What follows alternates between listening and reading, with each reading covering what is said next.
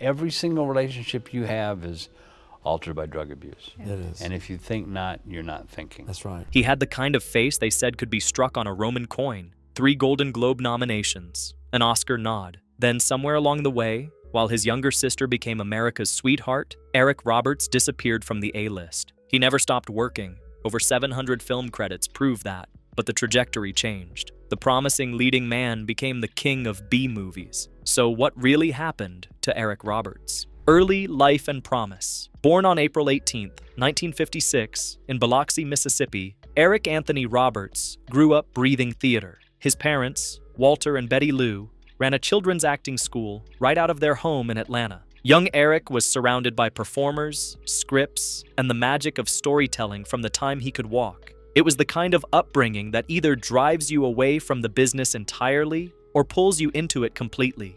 For Eric, it was the latter. But childhood wasn't all stage lights and applause. Eric struggled with a severe stutter that made him the target of cruel jokes from his schoolmates. Yet somehow, this boy who struggled to get words out in everyday conversation found his voice on stage. When Eric memorized lines and became a character, the stutter disappeared. Acting gave him what regular life denied him, a voice without hindrance. When his parents divorced in 1971, the family split down the middle. 15-year-old Eric went to live with his father in Atlanta, while his younger sisters, Julia and Lisa, stayed with their mother in Smyrna. The separation would have ripple effects that neither sibling could have predicted at the time. Years later, during those early years when Eric's career was taking off, he'd sometimes tell interviewers his mother was dead. He was angry about the divorce. But Julia and Lisa were still children, still living with the mother their big brother was publicly disavowing. The damage from those words would take decades to repair. After graduating from Grady High School in 1974, Eric's path seemed clear. He headed to London to study at the Royal Academy of Dramatic Arts, immersing himself in classical technique and the British theater tradition. 2 years later, he returned to continue his training at the American Academy in New York, where the focus shifted to film and contemporary American acting methods. At 20 years old, he made his New York stage debut in Rebel Women, a play by Thomas Babe that dealt with the American Revolution from an unconventional perspective.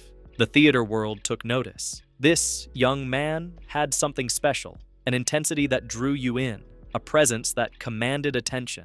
He also landed small television roles, including appearances on the soap operas How to Survive a Marriage in 1974 and Another World in 1977, where he originated the role of Ted Bancroft. These weren't glamorous parts, but they were training, hours logged in front of cameras, learning the technical demands of screen acting. The Rise. In 1978, Eric Roberts burst onto the big screen in King of the Gypsies. The performance earned him his first Golden Globe nomination. Here was a newcomer being mentioned in the same breath as established stars. The film industry loves nothing more than fresh talent, and Eric had it in spades. He followed up with a touching performance opposite Sissy Spacek in 1981's Raggedy Man, playing a sailor who helps a lonely mother find the courage to start her life over. Behind the scenes, though, something darker was brewing. The Hollywood of the late 70s and early 80s was awash in cocaine. Eric later recalled arriving on set in the morning and finding bowls of the drug waiting at the prop truck. It was everywhere, casual, expected, for a young actor trying to fit in, trying to keep up with the pace and the pressure. Saying no wasn't easy. Eric didn't say no. By this point, he was living with actress Sandy Dennis in a 7-bedroom house in Connecticut. The relationship was unconventional and passionate. Sandy was nearly 20 years his senior, an established actress with an Oscar to her name. She was also an animal lover who cared for numerous dogs and cats at their shared home. Well, you're going to thank your parents, first of all. I'll thank my dad for teaching me how to do what I do for a living, yeah. The accident that changed everything. On June 4th, 1981, everything changed in an instant. Eric was driving his Jeep on the roads near their Connecticut home, high on cocaine, with Sandy's German Shepherd in the passenger seat. The Jeep slammed into a tree. The dog escaped serious injury. Eric didn't. He suffered a traumatic brain injury and spent 3 days in a coma. When he finally woke up, the road ahead was long and painful. A month in the hospital, broken bones, severe facial trauma that would require restorative surgery, hip injuries that would plague him for the rest of his life. sometimes forcing him to walk with a cane, and neurological damage that meant he had to learn basic things all over again. "I had to learn how to walk again and talk again," Eric would later tell Vanity Fair. "It was really hard." The irony wasn't lost on him. The boy who'd overcome a childhood stutter to become an actor now had to relearn speech as a grown man. The accident forced him to drop out of the Broadway production Mass Appeal. His ring finger on his left hand was permanently disfigured. Even his face, that face they'd said belonged on a Roman coin, was altered. When he recovered enough to look in the mirror, he saw someone slightly different, and Hollywood saw it too. The roles that came after the accident shifted, the romantic leads dried up. Suddenly, he was being offered villains, troubled characters, men with darkness in their eyes. Star 80 and the peak. But Eric Roberts could act. That hadn't changed. If anything, maybe the pain had deepened his well. In 1983, he delivered what many consider his finest performance in Bob Fosse's Star 80. He played Paul Snyder, the small-time hustler turned controlling boyfriend of Playboy playmate Dorothy Stratton.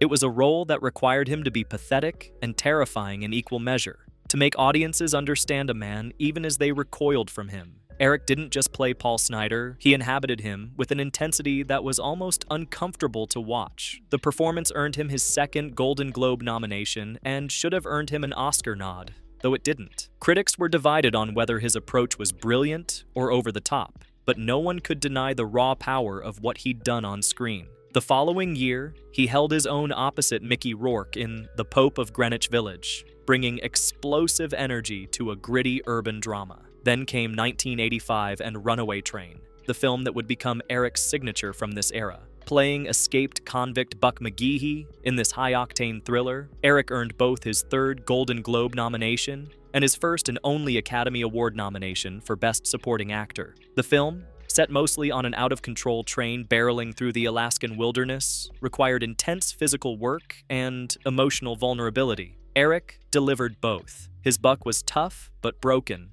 hardened by prison, but still capable of moments of surprising tenderness and even humor. Interestingly, while Runaway Train made Eric just another respected actor in the West, in Russia it made him a superstar. The film was directed by Andrei Konchalovsky, a prominent Russian filmmaker known for his collaborations with legendary director Andrei Tarkovsky, and Russian audiences embraced it wholeheartedly. To this day, decades later, Eric Roberts can't walk down a street in Russia without being swarmed by fans who quote his lines back to him, who ask for photos and autographs with a reverence he rarely experiences at home. He achieved a level of fame there that somehow eluded him in Hollywood. And I drive out on the road, and the dog leans way out the door, and I take my hands off the wheel and say, "Sit down," and look up, and I see a tree, and that's all I remember for 2 weeks. The Slide. By the late 80s, Eric Roberts should have been on top of the world. Oscar-nominated, critically acclaimed, with a face and talent that could carry a film. Instead, his career began to slide. The cocaine use that had contributed to his accident hadn't stopped. If anything, it had intensified. The addiction had its claws in deep now, affecting not just his work, but every aspect of his life. Eric has been remarkably candid about this period in interviews, and in his 2024 memoir, Runaway Train, or The Story of My Life So Far, I was exhausting to be around, he admitted years later. Complainy, blamey, unable to enjoy enjoyment. Everyone in my world needed a break sometimes, and that must have included Julia. The self-awareness in that statement is striking. The ability to look back and see yourself clearly, to acknowledge the burden you placed on the people who loved you. Because by now, Julia Roberts was no longer his little sister trying to break into the business with her big brother's help. She was Julia Roberts, star of Pretty Woman, one of the biggest actresses in the world. Her smile was on billboards everywhere. Her romantic comedies were breaking box office records. She was America's sweetheart, commanding multi-million-dollar paychecks and headlining films that everyone wanted to see. The dynamic between the siblings, already strained by their childhood separation and Eric's early comments about their mother, grew more complicated as Julia's star ascended while Eric's descended. It's a painful thing to watch someone you mentored, someone you helped get their start, surpass you so completely. Not that Eric begrudged Julia her success, at least not entirely, but the comparison was inevitable. and Hollywood loves nothing more than a rise and fall narrative, especially when it involves siblings. In 1987, Eric was arrested in Manhattan after police found him banging on a woman's apartment door. The details were ugly. He was charged with criminal trespass, possession of cocaine and marijuana, and assault of a police officer. He'd struck an officer, adding violence to the drug charges. He pleaded guilty to harassment and received probation, managing to avoid jail time. But it was the kind of arrest that makes headlines and closes doors in Hollywood. Studios don't want the liability, producers don't want the headache, and just like that, opportunities that might have come his way went elsewhere. The custody battle and family estrangement. In 1991, Eric's daughter Emma was born. Her mother was Kelly Cunningham, Eric's girlfriend at the time. It should have been a fresh start, a chance to build something good. But Eric was deep in his addiction, in no condition to be the father a child needs. His behavior was erratic, unpredictable. He'd show up late or not at all. His priorities were skewed, his judgment clouded. When the relationship with Kelly ended, a bitter custody battle ensued. Kelly sued for full custody, arguing that Eric was unfit to care for their daughter. And Julia, watching her brother spiral further into addiction, watching him make choices that endangered not just himself, but now a child, made a decision that would fracture their relationship for a decade. She sided with Kelly and helped fund her legal fees. From Julia's perspective,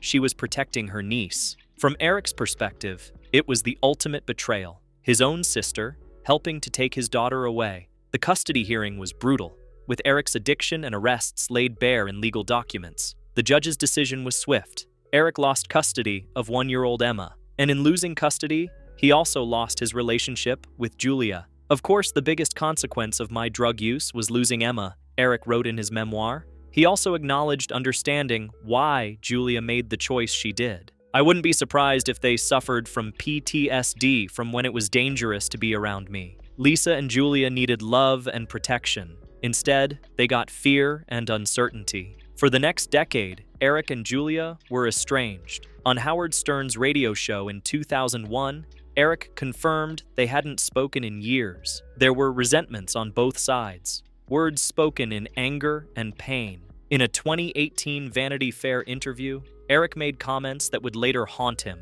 claiming, "If it wasn't for me, there would be no Julia Roberts and no Emma Roberts as celebrities, as actresses, and I'm very proud of that." It was true that he'd helped Julia get her first agent when she came to New York. It was true he'd been nominated for major awards before she was. But the implication that Julia's success was somehow his creation rather than her own talent and work struck many as bitter and small. In his 2024 memoir, Eric publicly apologized for those words, calling them not only unfortunate, but also untrue. The B-movie years. While Julia became one of the highest-paid actresses in Hollywood, Eric became something else entirely. He became prolific. Throughout the 90s and into the 2000s, he appeared in film after film. Some were decent, many were not. Direct-to-video releases, low-budget action movies, thrillers nobody saw in theaters. In 2017 alone, he appeared in 74 films, an astonishing number that speaks to both his work ethic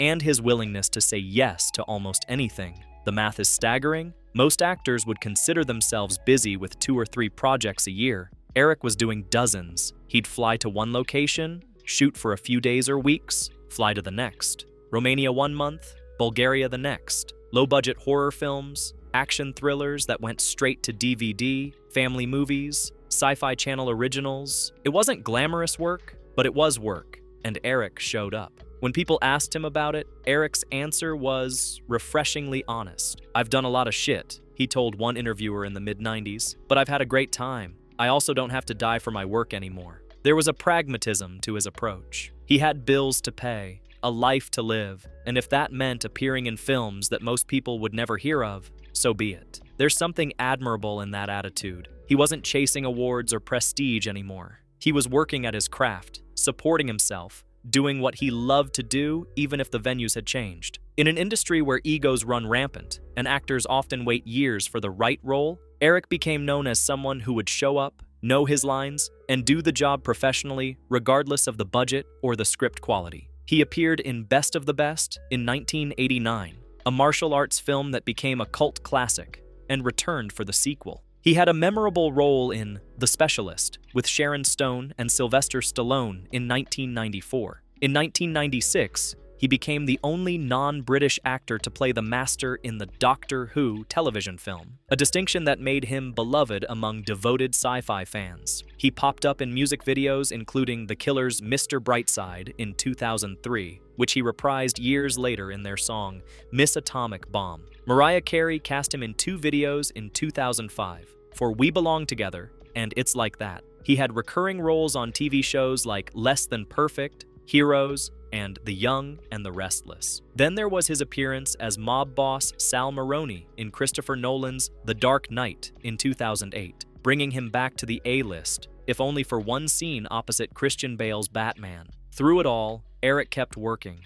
Over 700 credits and counting, making him one of the most prolific English-speaking actors of all time. It wasn't the career people expected when they saw him in Star 80 or Runaway Train, but it was his career on his terms.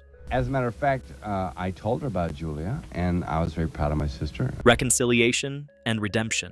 In 1992, Eric married Eliza Garrett, daughter of screenwriters David Rayfield and Lila Garrett. The marriage has lasted over 3 decades, a source of stability in a life that had known so much turbulence. Eliza has spoken about Eric's journey with compassion and honesty, acknowledging the struggles while celebrating the man he became. Eric's path to sobriety was long and marked by setbacks. The journey wasn't linear, wasn't a single moment of clarity, but rather years of struggle and recommitment. He appeared on Celebrity Rehab with Dr. Drew in 2010, publicly confronting his demons on national television.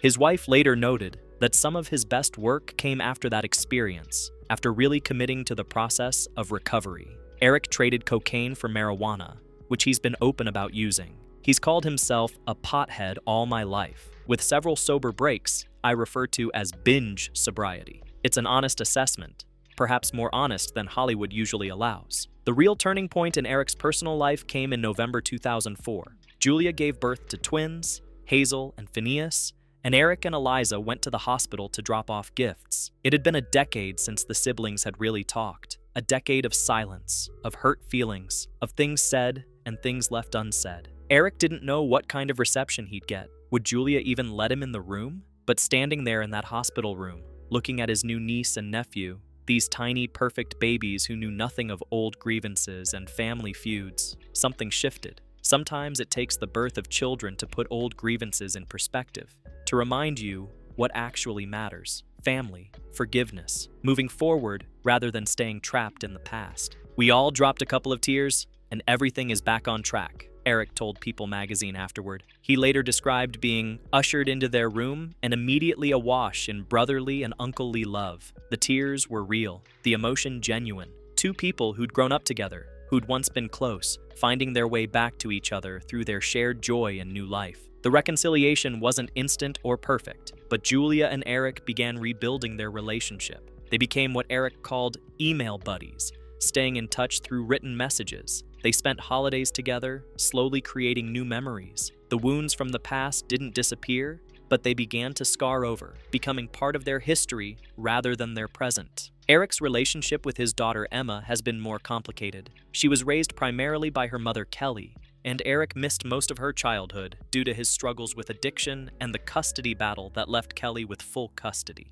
Those early years, when Emma was learning to walk and talk, starting school, developing her personality, Eric was largely absent. The regret about that shows through in his memoir, where he writes about understanding why he lost custody and hoping Emma can forgive him. Emma went on to become a successful actress in her own right, starring in American Horror Story and numerous films including Nerve, We're the Millers, and the Scream Queens television series. She carved out her own identity separate from both her father and her famous aunt. She's remained close to her Aunt Julia, who was there for her during those formative years when Eric wasn't, attending her school events, supporting her early acting aspirations, providing the stable adult presence every child needs. The relationship between Eric and Emma has improved over time, though it carries the weight of those lost years. In his memoir, Eric expresses hope that they can continue to build something meaningful, even if it's not the father-daughter relationship that might have been. In 2020, Eric became a grandfather when Emma gave birth to a son, Rhodes Robert Headland, with actor Garrett Headland.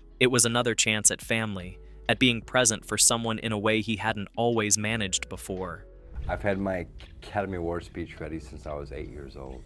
Legacy and reflection. Looking at Eric Roberts' career now, it's tempting to focus on what might have been. That Oscar nomination in 1985 could have been the beginning of a certain kind of Hollywood story. The addiction and the estrangement and the B movies could be framed as tragedy, as promise unfulfilled. But Eric himself doesn't seem to see it that way. "I've had people say to me, 'It's such a shame what happened to your career,'" he said in a 1995 interview. "I just smile and say, 'I've had a blast. I really have.'" There's truth in that statement. While he never became the A-list leading man people predicted, he carved out a unique place in film history. He worked with legendary directors like Bob Fosse. He held his own against Jon Voight in Runaway Train, earning that Oscar nomination in a role that became the emotional center of the film. He brought intensity and commitment to every role, whether it was a prestige picture or a direct-to-video thriller shot in 3 weeks. His 2024 memoir,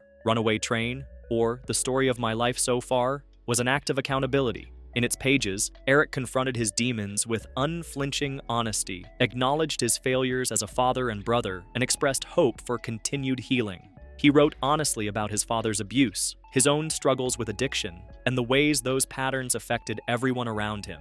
"I imagine I will remain as Julia's brother and Emma Roberts' dad for the rest of my life," he wrote. "I'd like to make good on that, to move aside proudly and with grace." At 68, Eric Roberts continues to work. He appeared on Dancing with the Stars in 2024, paired with professional dancer Britt Stewart. Probably the loss of relationship with my daughter. There's a sadness for the most likely misunderstandings we'll have forever. He still takes on film and television roles, though perhaps more selectively than before. He's dealt with ongoing health issues stemming from that 1981 accident, including hip problems that required replacement surgery and type 2 diabetes. But he's also made peace with his journey. The boy who stuttered became an Oscar-nominated actor. The young man who nearly died in that car crash learned to walk and talk again. The father who lost custody fought to rebuild relationships with his daughter. The brother estranged from his famous sister found his way back to family. Eric Roberts' story isn't the Hollywood tale of unbroken success. It's messier than that, more human. It's about talent and self-destruction, about second chances and hard-won wisdom. It's about a man who had the world at his feet and lost it, not to a cruel industry or bad luck, but to his own demons. And it's about what came after, the long years of work and repair, of showing up even when no one was watching, of finding meaning not in awards or acclaim, but in the simple act of doing what you love. In the end, what happened to Eric Roberts? Life happened. Choices and consequences, pain and healing, pride and humility. He's still here, still working, still that boy from Atlanta who found his voice on stage, just with a lot more stories to tell. If you enjoyed learning about Eric Roberts' remarkable journey, make sure to hit that like button and subscribe to our channel for more stories about Hollywood's most fascinating figures. And let us know in the comments what you think about Eric's career and his path to redemption.